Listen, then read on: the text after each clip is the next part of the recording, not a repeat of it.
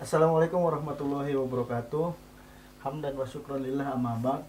Alhamdulillah pada kesempatan hari ini saya berkesempatan untuk bersilaturahim ke rumah Teteh dan juga AA bersama Kiai Kiai Haji Jaja Abdul Jabar dari Garut, pemimpin Pondok Pesantren Irsyadul Ulum ya Kiai ya.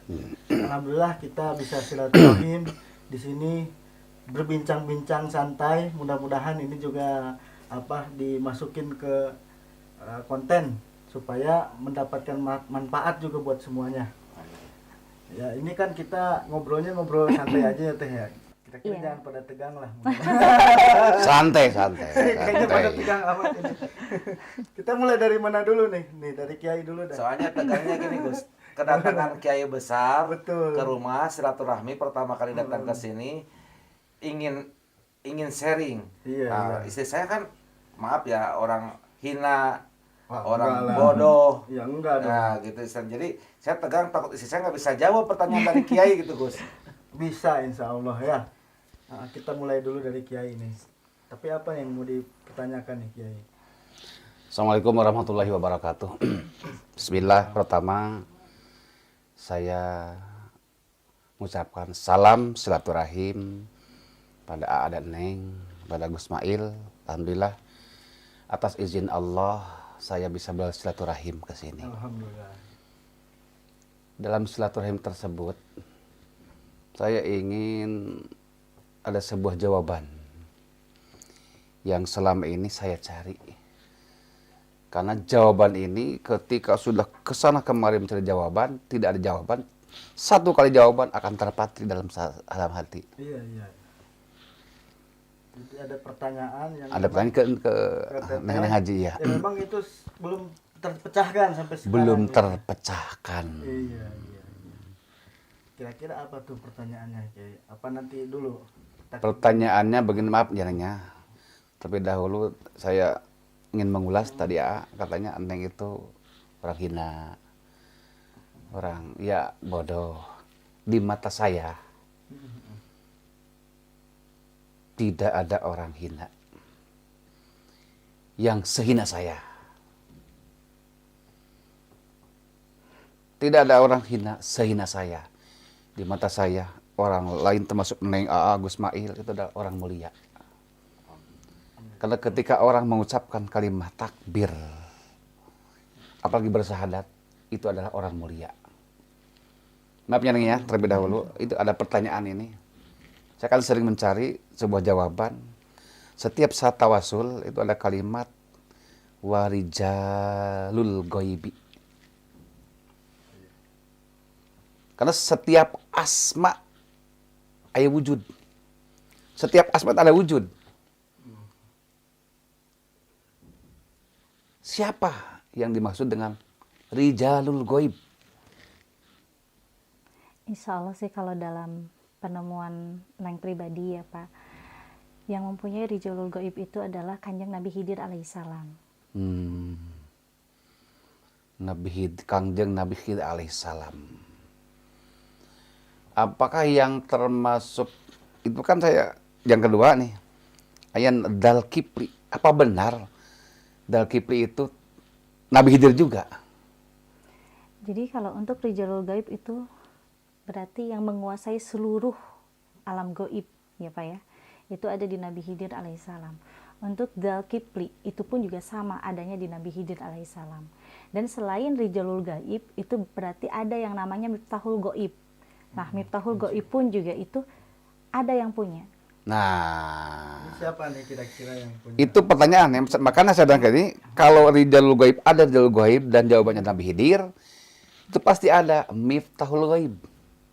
Nah, Siapakah Dipungkas dari awal dulu. Miftahul Gaib? Jadi gini, Rijalul Gaib dan Miftahul Gaib itu bisa dikatakan seperti adik kakak ya Pak ya, itu kan bersamaan.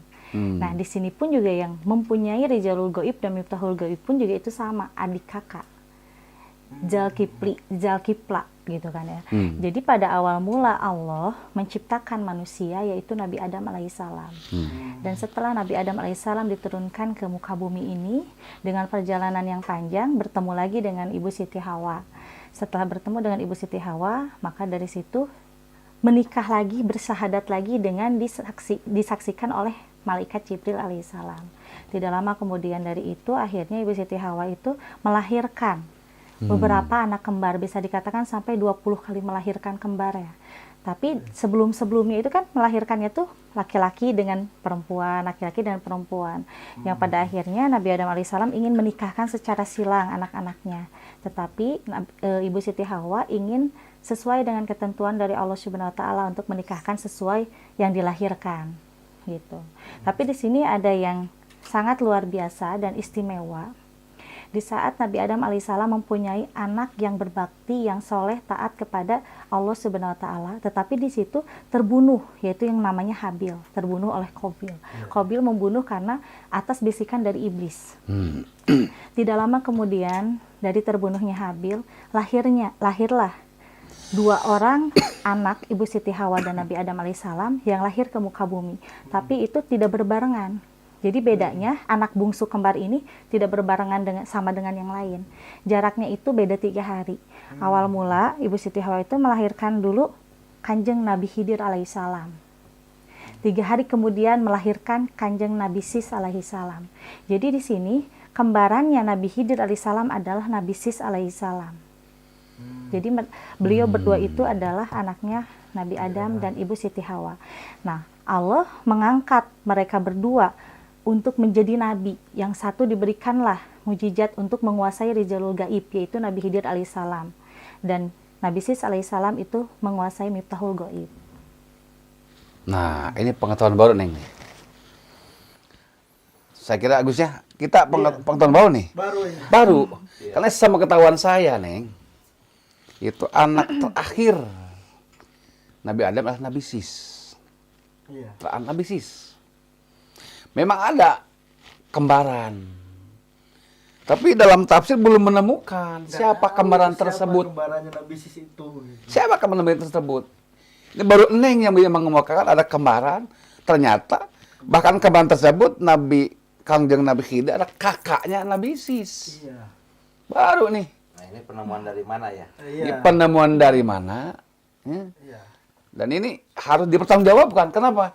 Karena ikan rame Neng nih. Iya. Sumbernya dari mana? Sumber dari mana? Soal apa? Ini kan pertama juga udah ada jawaban. Iya. At-tafsir ba'da ibham awqafin nafsi. Penjelasan setelah saya mencari jawaban kemana tidak dapat, itu akan terpatri dalam hati. Iya, iya. Mal pohodi bahasa Sunda akan terpatri. Nah, yang kedua ini di jalur gaib Nabiullah Khidir alaihissalam. Ada Miftahul Gaib.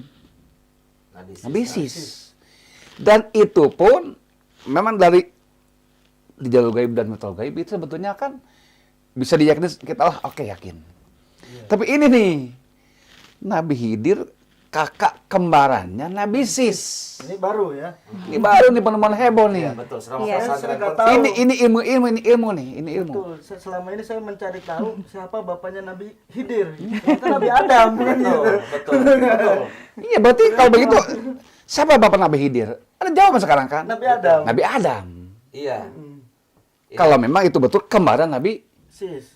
Sis. Iya, karena kalau kita ngambil dari tafsir Karbiyah ya, dari tafsir Karbiyah itu kan manusia yang memang diciptakan oleh Allah, nabi pertama itu, manusia pertama itu adalah Nabi Adam alaihissalam. Dan Nabi Adam alaihissalam di saat lahir itu kan wujudnya nggak bayi dulu, langsung wujud dewasa kan. Nah, setelah dewasa itu langsung menerima suhuf, 10 suhuf dari Allah. Itu menjadikan risalah. Nah, dari risalah itu yang pertama mengetahui baca tulis adalah Nabi Adam alaihissalam. Dan kenapa adanya tafsir Karbiyah? Tafsir Karbiyah itu rangkuman dari 10 suhuf yang memang dipegang oleh Nabi Adam alaihissalam. Nabi Adam 10 suhuf. Sementara dalam kitab Qatul Ghoist Nabi Sis 50 suhuf. Iya. Nah, kenapa bisa seperti itu? Iya, kenapa bisa seperti Karena itu? memang Nabi Adam alaihissalam itu sebagai nabi yang memang diperintahkan oleh Allah untuk memperbanyak keturunan agar bisa bertakwa iman kepada Allah Subhanahu wa taala. Nah, dari sekian 19 kelahiran kembar dari Ibu Siti Hawa dan Nabi Adam alaihissalam itu kan bisa dikatakan 50% lah dalam keagamaan dan keilmuannya. Makanya dilahirkanlah 2 anak manusia yang memang bernama Nabi Khidir alaihissalam dan Nabi Sis alaihissalam untuk bisa menyebarkan agama Islam kepada anak cucunya dan keturunan-keturunannya. Dan kenapa Nabi Sis alaihissalam bisa mendapatkan 50 suhuf dari Allah? Karena memang Nabi Sis alaihissalam itu yang mempunyai miftahul goib, kunci dari segala macam goib. Nah, kenapa Nabi Khidir alaihissalam hanya mendapatkan 30 suhuf? Karena Nabi Khidir alaihissalam hanya diperintahkan oleh Allah Subhanahu wa taala untuk memberikan pelajaran-pelajaran kepada umat Islam yang memang tidak iman dan takwa kepada Allah Subhanahu wa taala.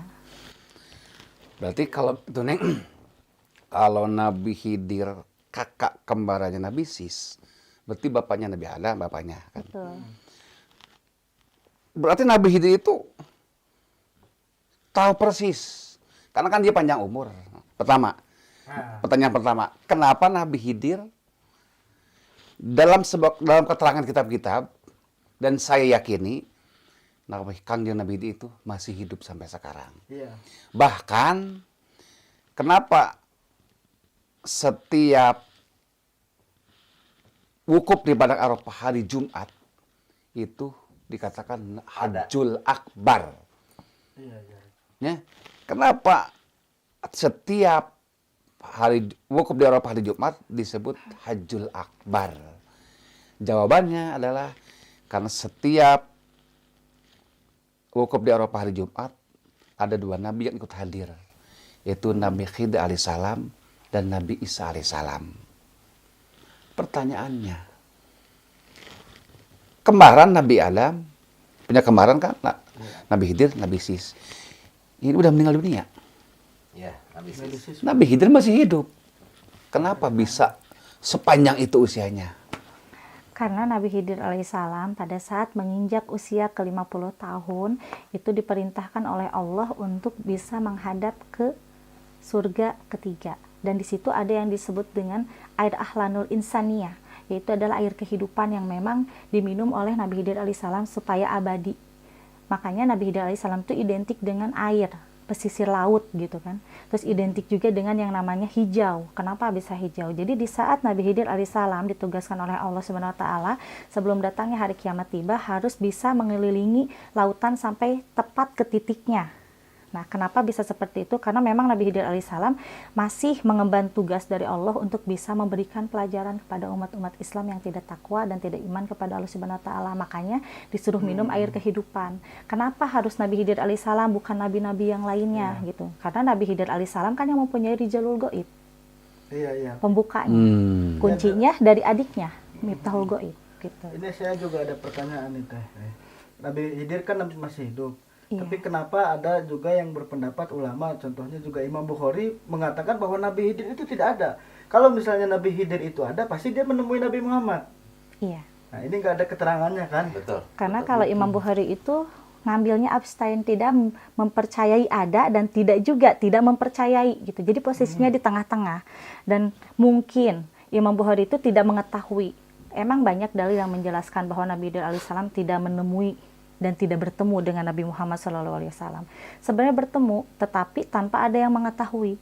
Daripada Imam Bukhari harus mengatakan, mengiyahkan ada, takut salah, karena tidak melihat dengan mata kepala sendiri, gitu. Jadi posisinya di tengah-tengah. Jadi Imam Bukhari itu lebih mengedepankan logika mungkin. Betul, lebih mengedepankan logika karena tidak melihat secara nyata dan secara lahiriah, gitu. Nah ini nih, Nabi kan panjang umur. Dari mulai, Betul. Udah ribuan. 120.000 nabi yang diangkat oleh Allah jadi rasul 313 rasul. Dan kitab yang diturunkan oleh Allah itu 104 kitab dari suhuf-suhuf ya. Berarti Nabi Khidir itu kan Nabi Khidir itu memahami 140 suhuf. 140 suhuf ya. Ya, Iya. 140 suhuf karena dari 5 nabi dari Suryani, dari bangsa Suryani. Oh gitu ya, 140 suhuf. Berarti Kanjeng Nabi Khidir memahami Zabur, memahami Taurat, memahami Injil, apalagi Quran. Berarti saya bisa diyakini pantas setiap orang warijal gaib siapakah ini? Kalau Rijal Gaib itu pasti memahami semua kitab yang terkenal ke alam dunia. Nabi Khidir berarti umat Kanjeng Nabi Muhammad juga berarti ya. Iya, karena waktu pertama Nabi Adam alaihissalam diturunkan ke muka bumi pun juga itu kan malaikat Jibril datang menemui Nabi Adam dan berpesan kepada Nabi Adam harus selalu berzikir dengan menyebut nama Allah dan diujungi dengan Muhammad Shallallahu Alaihi Wasallam. Padahal Nabi Muhammad kan belum terakhir ya, karena memang nurnya itu sudah tertulis di dalam Lauh Mahfudz dan sudah lahir dari jauh-jauh hari Allah menciptakan alam semesta. Karena di surga Jannah pun juga ya, seperti bidadari-bidadari, hewan-hewanan yang ada di sana pun juga tertulis di dalam lehernya Allah Muhammad. Gitu. Ini menarik sebenarnya. Menarik. Ini masalah bahwa Kholi juga perlu dibahas Gus kayaknya. Saya kira belum doa. Belum. Ini ada pertanyaan lagi nih. Masih ada, tenang. Pertanyaan yang mungkin keluar dari semula lah. Yang belum saya paham. Memang sebetulnya dari wayang juga sih. Ketika si Cepot bertanya ke Semar. Karena Cepot mendengar dari yang lain bahwa seketika dunia masih genjlong, masih goyang, Iya. batu-batu masih empuk, dan air belum mengalir, Semar sudah ada. Pertanyaannya, lebih dahulu Semar atau Nabi Adam? Itu kan alam pewayangan sebelum ada alam Ya. manusia. Nah itu. mungkin ya. Yang pertama, apakah benar ada Semar? Siapa itu Semar gitu? Dan siapa itu Semar? Waktu zaman Nabi Sis pun juga katanya diidentikan dengan masalah Pewayangan. sang hyang pewayangan segala macam ya. Iya kan Coba dibahas masalah sebelum dari Nabi Adam, tidak ulama lebih dahulu Nabi Adam atau Semar? Iya. Yang jelas itu lebih dahulu alam pewayangan, alam Dewa Dewi yang disebut dengan Sang Hyang Tunggal dan Sang Hyang Batara. Berarti lebih dahulu Semar. Tetapi Semar pun juga akan ada sejatinya di alam dunia, di muka bumi ini, yaitu dengan Allah menciptakan Nabi Adam alaihissalam dan akhirnya muncullah di situ anak pianak dari Nabi Adam alaihissalam dan Ibu Siti Hawa yang menjadikan sejatinya Semar adalah Nabi Khidir alaihissalam. Semar adalah guru para dewa dewi. Nabi Khidir alaihissalam adalah gurunya para nabi. Nih teh, kan begini nih. Saya pernah dengar nih, walaupun saya nggak paham-paham banget sebenarnya kan, tapi saya pernah dengar aja. Katanya Semar itu identiknya dengan Ismaya ya, apa siapa? Kembarannya ya. Kembarannya itu Ismaya, itu benar nggak teh kira-kira? Jadi memang sih orang percayanya itu kembarannya Semar atau pasangan Semar itu Ismaya. Padahal yang sebenarnya itu kan Semar itu identik dengan bahasa yang disebut dengan Sang Hyang Tunggal ya. Nah kembarannya Sang Hyang Tunggal itu adalah Sang Hyang Esis pada zaman pewayangan dulu. Makanya pada saat Nabi Khidir alaihissalam dan Nabi Sis lahir ke muka bumi ini, Nabi Sis itu dikasih nama Sis alaihissalam gitu. Karena itu ngambil dari sejatinya waktu zaman pewayangan dulu sebelum adanya Nabi Adam alaihissalam yang disebut dengan bukan Ismaya tapi namanya Asmaya. Oh, Gitu. Neng, ini heboh juga nih. Jadi memang benar adanya alam pewayangan itu. Kan sementara ini kan alam pewayangan itu adalah alam khayalan. Ilusi. Alam ilusi supaya rame aja di pewayangan. Tapi Neng bilang tadi ada alam pewayangan, alamnya dewa dewi. Iya. Apakah benar itu ada? Ada, Kalau ada, karena- dari mana keterangannya? Apakah siap dipertanggungjawabkan? Karena selama ini saya baru dengar nih. harus bisa dipertanggungjawabkan. Ya kenapa ini nggak siapa? Ya kita kan baru dengar. Iya, pesantren lumayan lama tapi baru dengar Baru ini. dengar. Iya. Buka di kitab ini kok ada alam pewayangan. Iya. Iya. Apakah memang sangat terbatas atau memang gimana? Kalau memang betul, wah ini hebat nih. Apa inisiatif sendiri, pemikiran sendiri gitu ya. Pemikiran sendiri apa memang diambil dari keterangan-keterangan Yang sudah memang ada gitu keterangannya. Betul. Jadi gini, agama yang paling tua itu adalah Kristen dan Hindu ya, sebelum adanya Islam. Karena adanya Islam itu dengan Allah berfirman, Allah menciptakan Nabi Adam alaihissalam, baru di situ adanya yang namanya agama Islam. Sebelum dari agama Islam itu kan adanya Kristen dan Hindu yang paling tua. Nah, Hindu itu adalah pada zaman masa pewayangan yang adanya Semar, Cepot, gitu kan, Sang Hyang Tunggal, Sang Hyang Esis. Tetapi itu disebut dengan yang namanya kerajaan Arabinta. Arabinta itu yang adanya hidup di atas langit. Nah, jadi pertama itu Allah memang menciptakan dulu kerajaan Arabinta. Arabinta itu yang wujudnya Sang Hyang Tunggalnya itu adalah Semar. Nah, terus kerajaan Arabinta itu ada dari kitab mana gitu kan? Kalau dalam kitab Islam itu belum ada jelas, karena belum ada yang menyebutkan dengan nama Allah. Karena pada saat itu Allah menciptakan itu karena dengan adanya kitab Agania. Agania itu adalah kitab dari bangsa Suryani. Kitab bangsa Suryani yang disebut dengan kitab kuno. Kitab kuno. Jadi duluan mana itu teh? Antara alam pewayangan sama diciptakannya bumi. Yang pas jin itu kan gitu kan? Jadi yang pertama itu sebelum Allah menciptakan bumi itu menciptakan dulu alam pewayangan yang disebut dengan kerajaan Arabinta gitu. Nah, ini pertanyaannya. Kalau memang alam pewayangan itu ada dan pengisi alam pewayangan itu wujud seperti apa? Wujudnya atau namanya siapa? Iya, wujudnya seperti manusia. Iya kan kalau Adam kan manusia, ya. Manusia. Alam pewayangan itu seperti apa? Wujudnya tidak sama seperti manusia, tapi wujudnya campuran antara manusia dengan hewan. Ya, wujud manusia Berarti itu seperti apa? Gitu. berkulit, berdaging, berdarah, bernapas. Iya, yang jelas itu berkulit, berdaging, berdarah, bernapas, dan mempunyai keilmuan yang luar biasa. Jadi bisa dikatakan pada saat Allah menciptakan alam pewayangan itu sebagai gambaran untuk nanti adanya di muka bumi ini. Makanya suka ada dibilang bahwa kita tuh hidup di dunia ini hanya panggung sandiwara. Karena udah ada jelas skenario-nya dari dulu gitu. Karena memang udah mengetahui bahwa di alam pewayangan itu seperti inilah. Dan kehidupannya tidak jauh beda dengan sekarang ini. Gitu. Jadi contohnya si A di alam pewayangannya ada. Nah si A sekarang di alam manusianya seperti ini karena udah ada di sana dulunya. Udah ada di sana Berarti dulunya. semua manusia ada sebenarnya Di sana. Ada. Oh, berarti Lauh Mahfudz dong. Bukan Lauh Mahfudz. Kalau untuk Lauh Mahfudz itu tercipta pada saat adanya Nabi Adam alaihissalam. Nah, tadi nanti dari mulai Nabi Adam alaihissalam diciptakan oleh Allah itu kan Allah itu mengambil segenggam tanah yang ada di surga dan dijadikanlah jasad manusia pertama yang Allah ciptakan. Itu Nabi Adam. Nabi Adam alaihissalam. Berarti nih, kalau alam pewayangan ada, alamnya Dewa Dewi, berarti ada yang dinamakan alam nirwana. Benarkah ada yang namanya alam nirwana? Dan di mana alam tersebut? Alam nirwana itu nggak jauh beda dengan bawahan atau bisa dikatakan itu bawahan dari kerajaan Arabinta. Jadi alam nirwana itu yang adanya dengan yang disebut Pandawa 5. Nah itu alam nirwana. Berarti sebelum Nabi Adam diciptakan dong? Sebelum juga. Jadi semua alam dewa dewi dan alam pewayangan kerajaan Arabinta dan kerajaan nirwana itu memang sebelum Nabi Adam diciptakan oleh Allah. Jadi dewa dewi itu ada ya kayak Dewi Kuan Yin itu. Iya. Ada. Memang ada karena kan agama tertua adalah Hindu. Ada namanya Kuan Yin gitu ya. Iya, Dewi Iya, Kuan Yin. Dewi Ada. Kuan Yin. Saya Dewi pernah Kuan dengar. Yin itu adalah Dewi Padi. Yang kayak itu apa? Segongkong itu.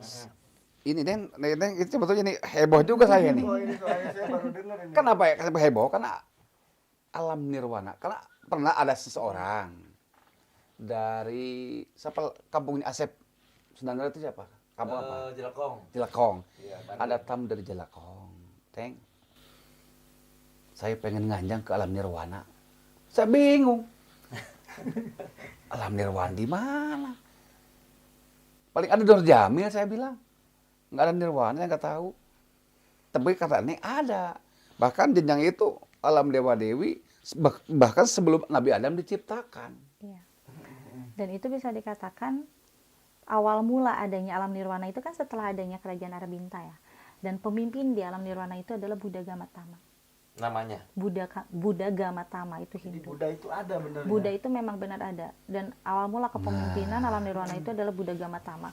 Bahkan di situ juga sudah tertulis di dalam Quran surat setelah adanya Al-Quran kan mujizat yang diberikan ke Nabi Muhammad SAW itu sudah tertulis di dalam Quran surat Al-Ghafir yang memang itu ada di ayat 78.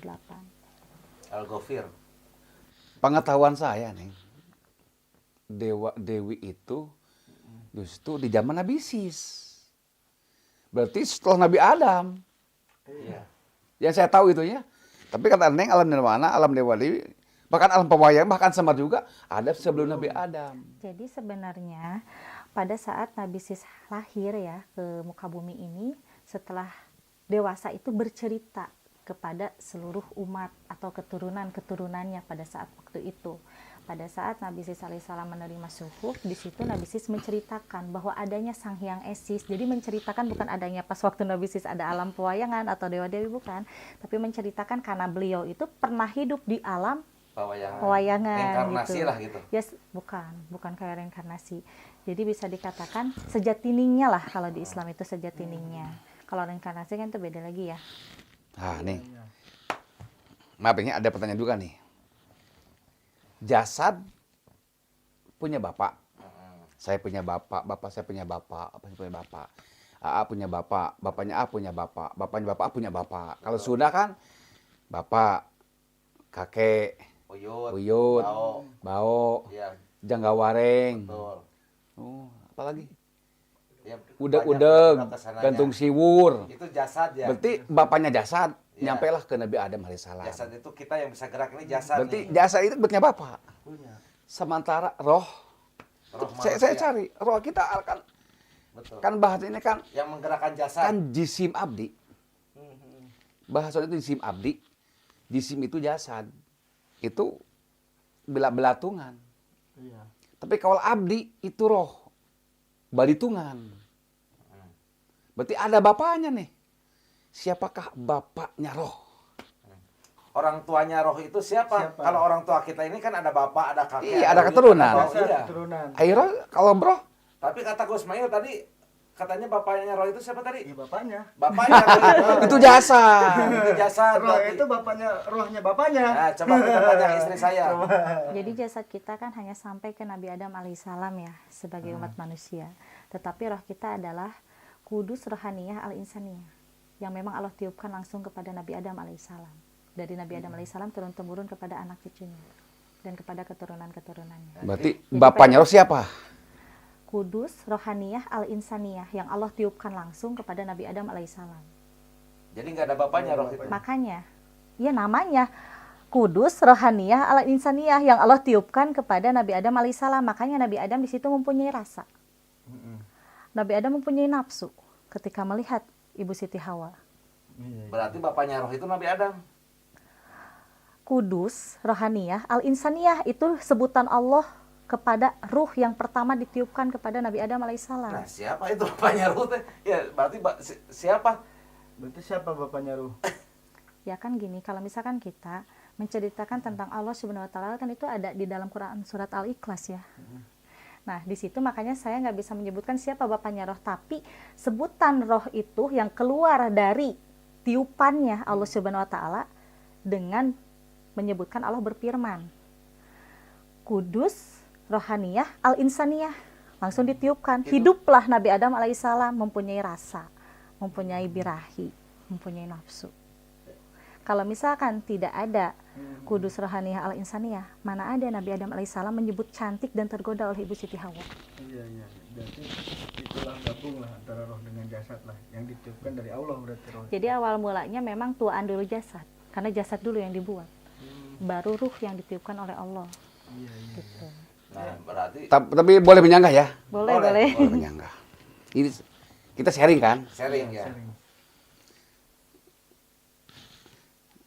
Dan sepengetahuan saya, dengan jala dan zamannya Allah, sebelum Allah menciptakan apapun, sebelum nih, Betul. yang pertama Allah ciptakan adalah Nur Muhammad. Nur Muhammad. Setelah Nur Muhammad diciptakan, baru Allah menciptakan alam lahut, menciptakan kolam, menciptakan itu, menciptakan ini. Betul. Kolam dengan isinya, laut dengan isinya. Nah, tuh, menciptakan itu. Apa itu alam lahut? Kita ilmu saya ya, yang saya terima ya. Apa itu alam lahut? Alam yang bisa dikatakan pabriknya ruh. Pabriknya ruh. Dan ntar ada pertanyaan juga, pabriknya ruh.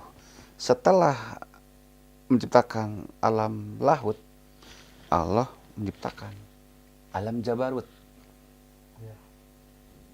Emang itu sesuai keterangan. Iya, alam jabarut. Di alam Jabarut, roh ditanya sama Allah. Alastu birabbikum?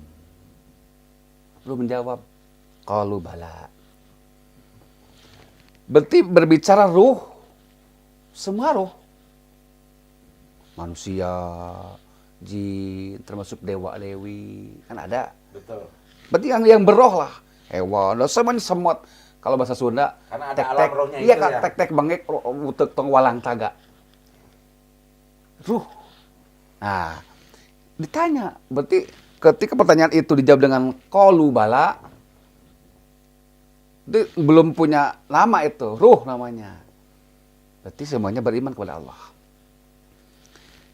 Ciptakanlah alam malakut. Ya. Di alam malakut, sebelum diturunkan, Allah bertanya, ruh, silahkan kamu ngobrol nanti di alam malakut. Ruh ngobrol. Jadi kita ini, AA, Neng Haji ini, dulu pernah bertemu Iya. di alam Jabarut, di alam malakut. Bahkan pernah ngobrol. Antara roh dan ruh gitu ya. Ya, antara ruh, belum ada jasad. Betul, betul. Nah, belum ada jasad. Allah berfirman. Dalam arti Allah mengundang para roh, nanti roh kamu akan saya kasih tempat. Nah, kalau boleh tahu itu panjangan dari kitab mana itu? Entar dulu. Iya, iya. Nah, dikasih tempat.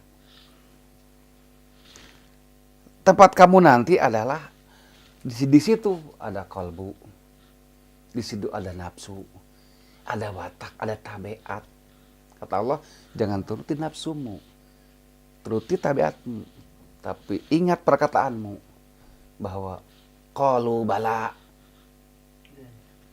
Berarti adanya orang kufur, orang munafik musyrik itu adalah karena perilaku. Ketika tabiat bisa membawa, harusnya tabiat ditahan. Mata punya watak, telinga punya watak, ini lidah punya watak, tangan semuanya punya watak. Jangan turuti watakan, itu akan menjerumuskan kamu. Itu kan sama ketahuan saya. Ya, nah itu ketemunya di keterangan mana itu panjangan? Banyak kitab. Salah satunya kitab. Di antaranya kitab Al-Hikam, Ibanatul Ahkam, kitab Sirul Asror. Ya, nah, berarti ini perlu dipertanyakan juga tadi.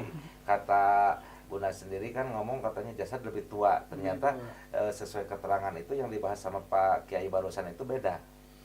Saya kira nggak beda. Nggak beda.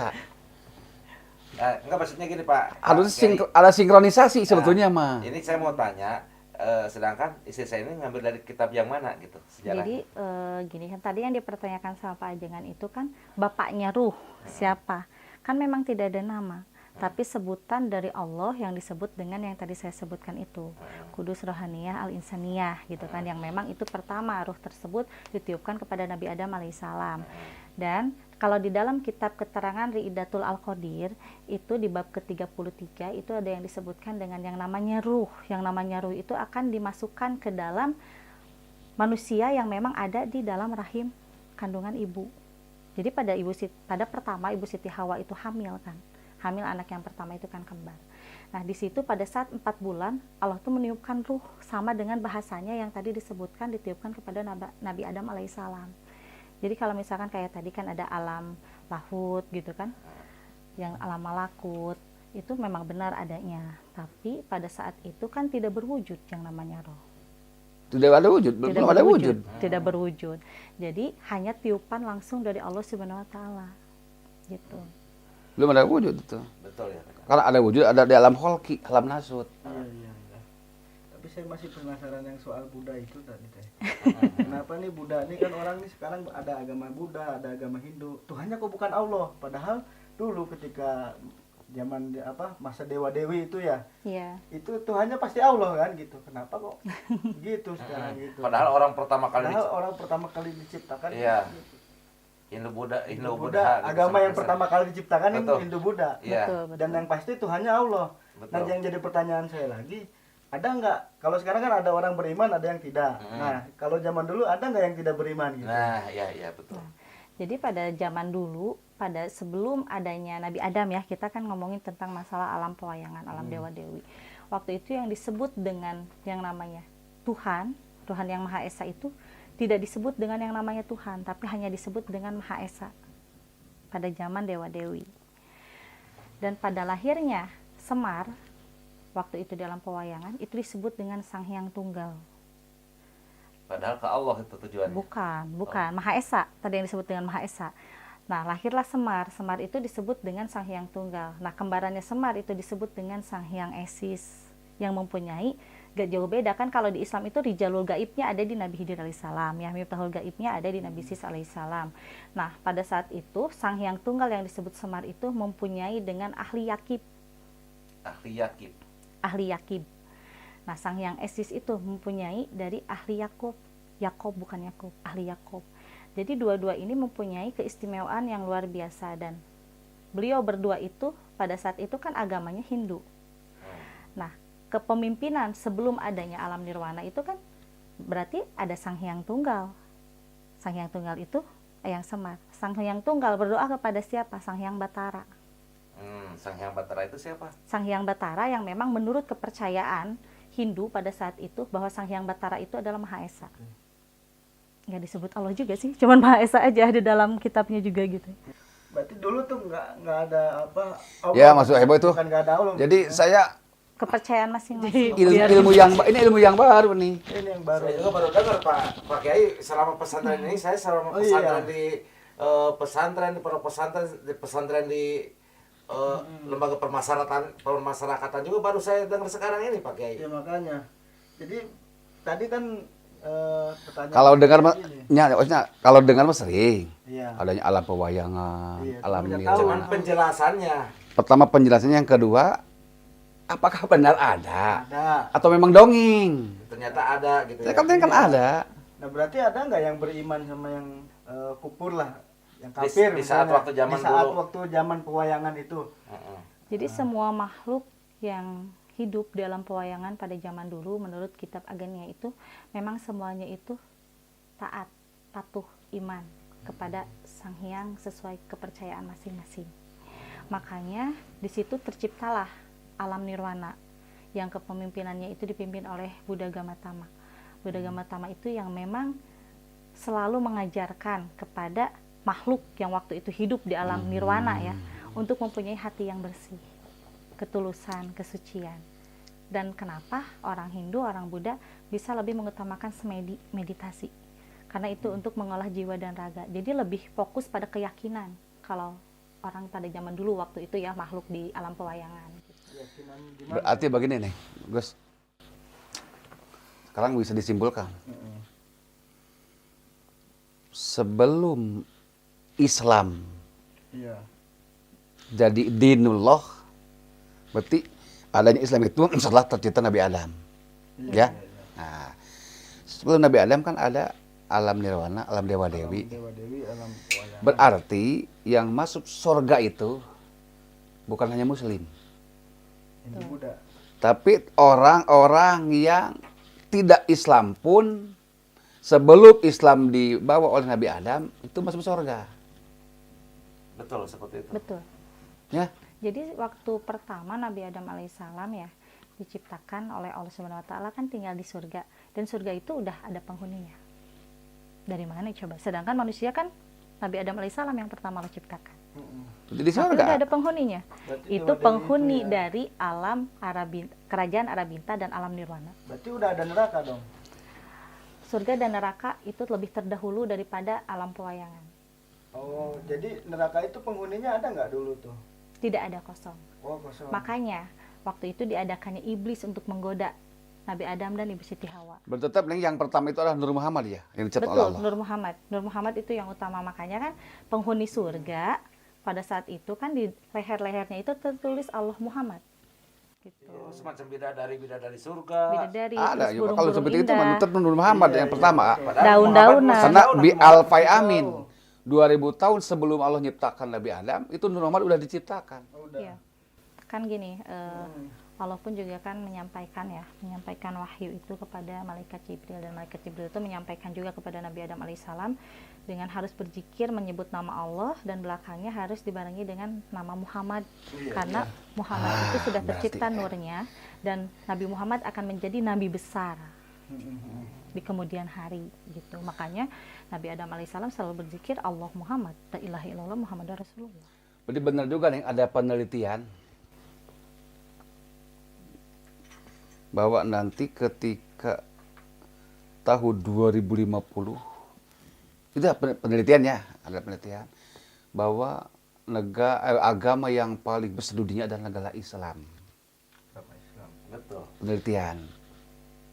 Berarti untuk meyakinkan, ya maaf ya, untuk meyakinkan bahwa setelah Islam jadinya dinullah, maka yang taat kepada keislamannya dia yang akan masuk surga. Ya. Sementara Hindu dan Buddha, Katolik atau Kristen yang ada agama yang sebelum Nabi Adam, alam dewa dewi, itu udah ahlul jannah. Ahlul jannah kalau begitu mah. Itu yang sekarang nih. Yang sekarang. Kalau tidak Islam, ya enggak seperti mereka nenek moyangnya. Yang Hindu, yang Buddha. Kalau enggak Islami, berarti enggak seperti mereka yang dulu sebelum itu. Betul nggak, Neng? Berarti Allah itu dulu sebutannya Sahyang Batara apa? Enggak itu. Jadi nggak disamakan dengan Allah ya. Cuman karena waktu itu Allah memang menciptakan alam pewayangan, alam dewa-dewi. Nah di situ kepemimpinannya itu sesuai kepercayaan masing-masing, yaitu dengan disebut Sang Hyang Batara.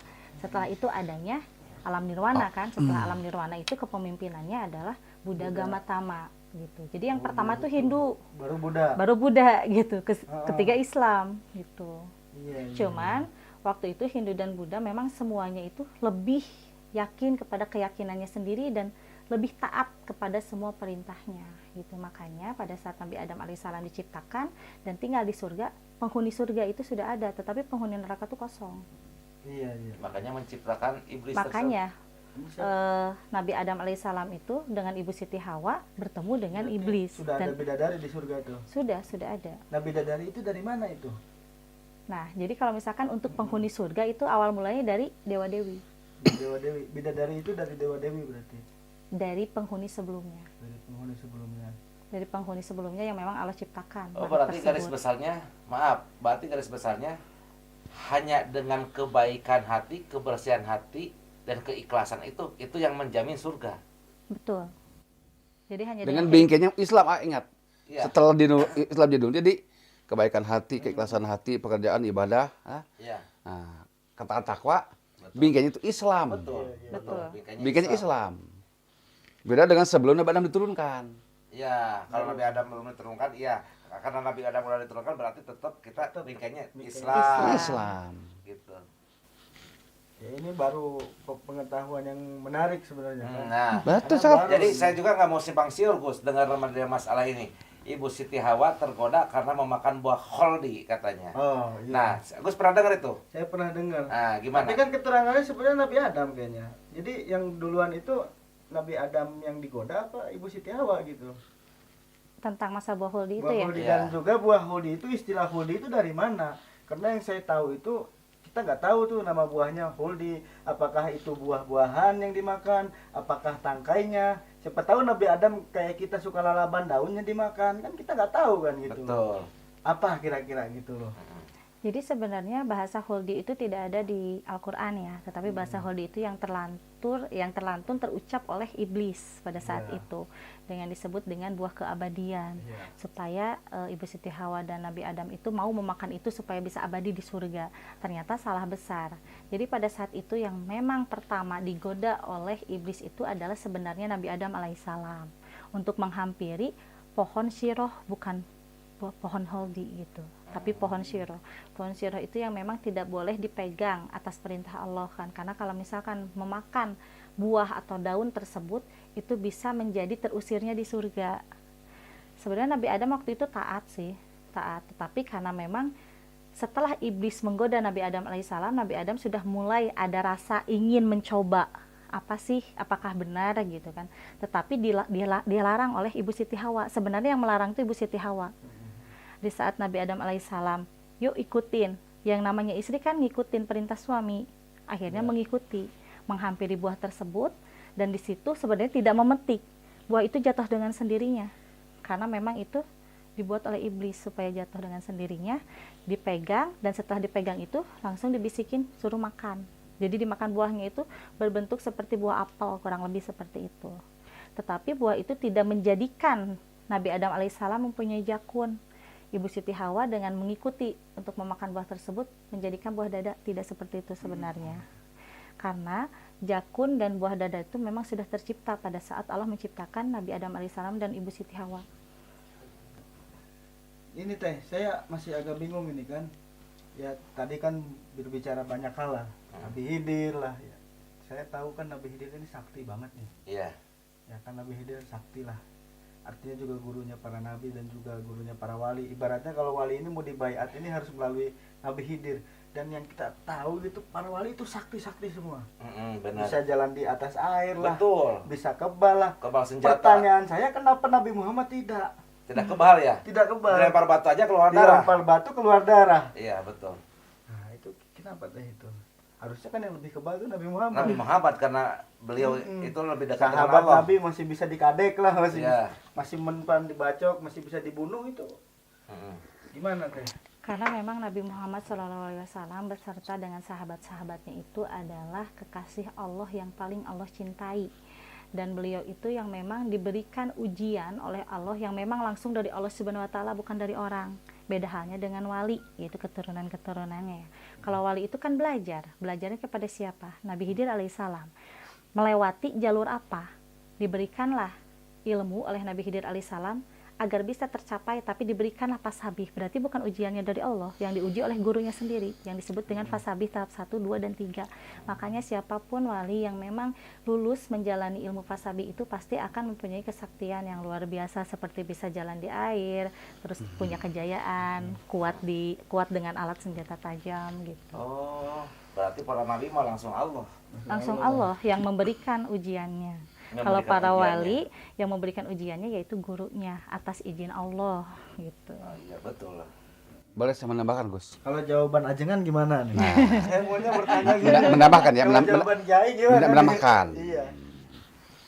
Kalau seandainya baginda Nabi Muhammad SAW itu sakti mandraguna, ditombak nggak mempan, ya, dan di atas air, lantas nasib Quran seperti apa?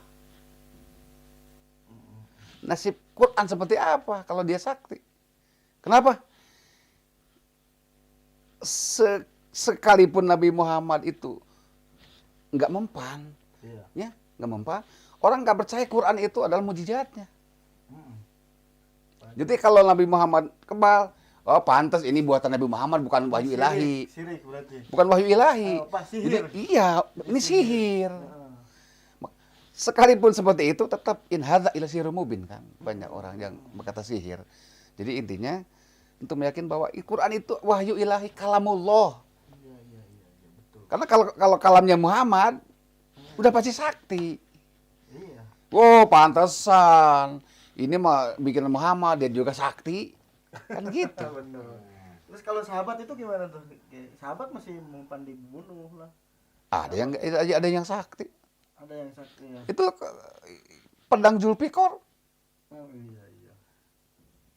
Kenapa nggak dimunculkan, nggak ditajalinya Allah itu? Kenapa nggak dimunculkan di para sahabat? Kata itu kan ini udah ngejawab tadi. Iya. Karena dia adalah kekasih Allah. Yang dicintai.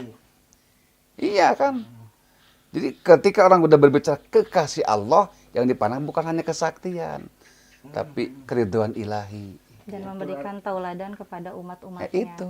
Ada juga kan nabi yang memang pada saat itu memilih tidak mau banyak pengikut, bahkan tidak mau ada pengikutnya. Tetapi beliau, nabi tersebut bisa masuk surga dengan sahabatnya. Sahabatnya bukan manusia, tapi sahabatnya yaitu barang itu adalah pedang yang memang beliau itu bawa sampai ke surga, yaitu Nabi Sam'un. Iya, saya pernah dengar itu. Itu lebih baik tidak mau punya pengikut. Karena apa? Beliau sakti. Iya, Samun Gozi. Iya, Hmm. beliau sakti karena nggak mau, karena pengen memberikan tauladan bahwa Rasulullah Nabi besar kita adalah hanya Nabi Muhammad SAW yang memang penyabar, Iya, iya. jujur, benar, amanah gitu. Jadi Nabi Samun itu karena mempunyai kesaktian, lebih baik jangan punya pengikut lah, nanti pengikutnya bisa jumawa, bisa sombong gitu. Iya, betul. Terus juga kan antara Nabi dengan sahabat dengan kita ini beda kan keikhlasannya juga. Betul, jauh, Bos. jauh. Jadi kalau Nabi kan diujinya juga lebih-lebih lah dari kita. Kalau kita kan Iya. betul-betul ngegerutu gitu. Makanya dikasih kesaktian mungkin gitu ya. Para wali misalnya beda keikhlasannya tentu dengan para sahabat, dengan Nabi. Ya beda lah jauh, Bos. Walaupun itu para wali kan Iya. tetap keikhlasannya itu levelnya di atas Nabi gitu kan, di atas wali gitu. Termasuk Nabi Samun Gozi juga itu luar biasa itu. Iya. Salah satu terciptanya malam 1000 bulan itu kan dari Iya, malam 1000 bulan. Karena iya, beliau itu Lailatul Qadar itu dari itu. ya beliau itu yang memang selalu berdoa tanpa henti sampai 1000 bulan. Ya sebetulnya kalau memang mau dikatakan orang paling sakti kalahnya Rasul. Harus. Tapi kenapa enggak? Ya kalau memang terlalu sakti, tadi dikatakan Tuhan. Iya tuh. Iya. Itu Quran bikinannya.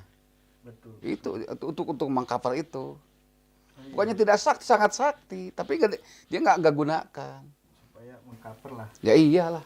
Agar orang-orang tuh semakin banyak pemeluk Islam yang percaya Iya. memang tuh Al-Quran Itu itu adalah kalamullah. kalamullah bukan Iya. buatan Nabi Muhammad. Iya, Seperti itu. iya. Betul, Iya. betul. Ya Neng, alhamdulillah, saya udah diterima setelah di sini. Sama-sama, Pak Kiai. Betul ini udah malam nih ya. Karena saya besok ada acara lagi. Mungkin saya pamit mundur juga. Saya terima kasih sama Agus. Iya, Udah kita ketemu, udah diterima sama Ani sama AA. Mudah-mudahan pertemuan kita ini bukan pertemuan yang terakhir, tapi pertemuan yang membawa barokah, membawa hikmah, dan dipertemukan kembali di akhirat dengan saling mendoakan, saling mensyafaat, dan mudah-mudahan kita menjadi ahlul jannah. Amin.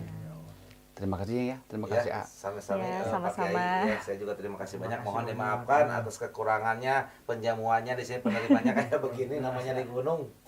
Terima kasih banyak. Ini alhamdulillah kita mendapatkan hikmah dan ilmu yang luar biasa dan juga pengetahuan-pengetahuan yang baru yang tidak umum yang memang ini sebetulnya ini adalah unik gitu kan. Tidak semua orang membahas, bahkan mungkin jarang sekali orang yang membahas sampai sedetail itu tentang alam pewayangan, tentang Nabi Khidir. Bahkan banyak juga orang yang baru tahu bahwa Nabi Khidir itu bapaknya adalah Nabi Adam dan lain sebagainya. Artinya banyak sekali pelajaran-pelajaran yang menarik, yang unik yang disampaikan oleh Teteh dan juga Kiai malam ini. Mudah-mudahan bisa dijadikan hikmah dan pelajaran Amin. bagi kita semua supaya lebih bisa menjalankan kehidupan lebih manfaat. Ya, insya Allah ke depan kita bisa ketemu lagi lah. Amin. Ya Allah. Tetap sharing lagi ya. Kita cukupkan aja mungkin ya. Ya. Teh ya, Kiai Iya. ya. Wallahul muwaffiq ala aqwamit thoriq. Assalamualaikum warahmatullahi wabarakatuh. Waalaikumsalam warahmatullahi wabarakatuh.